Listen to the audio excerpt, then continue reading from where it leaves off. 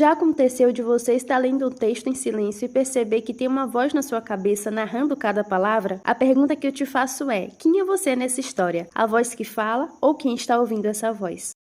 Para simplificar essa loucura, imagina que a sua mente é como um cinema escuro. Na tela gigante está passando um filme. Esse filme são os seus pensamentos diários, seus impulsos, aquela voz na sua cabeça que fala o dia todo. Mas ao mesmo tempo, você também é quem está na poltrona assistindo a tudo isso. A maioria das pessoas acha que o eu é o filme, ou melhor, o eu é quem está sentado na poltrona assistindo tudo isso. Mas e se eu te disser que na filosofia, a gente não é nenhuma dessas coisas, e que tentar se encaixar em apenas uma dessas coisas é ilusão? A humanidade quebra a cabeça com isso há séculos. Tem a galera de Descartes, que olhou para dentro e disse: penso, logo existo. Para esse pessoal, o eu é uma engrenagem que raciocina, a mente pensante. Mas aí veio David Hume e jogou um balde de água fria nessa frase. Hume disse que, enquanto olhava para dentro da sua mente, ele nunca achava um eu sólido. Ele só achava pensamentos passageiros, sentimentos, cheiros, lembranças. Para David Hume, o eu não existe como uma coisa fixa. Ele é só um feixe de percepções, como a água de um rio que nunca para. E se a gente olhar para as filosofias orientais, como o budismo, a ideia é parecida. A voz que fala e a mente que ouve são só fenômenos passageiros, não tem nenhum proprietário definitivo de quem está morando aí dentro. Na prática, todo mundo já teve aquela sensação desconfortável de pensar: caramba, de onde veio esse pensamento? Isso não sou eu de verdade. Às vezes a voz de nossa cabeça fala besteira, um medo ou um julgamento que você abomina, mas ela está lá falando. E é aí que entra o nosso personagem principal, Jean-Paul Sartre.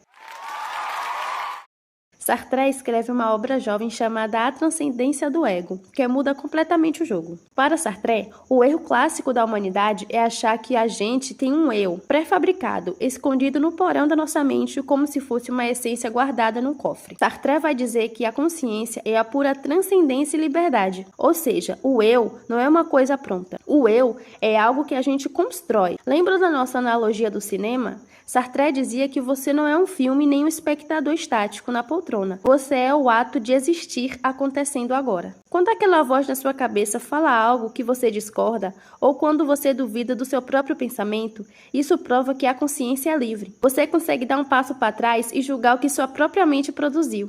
Isso significa que você nunca está preso a um pensamento só.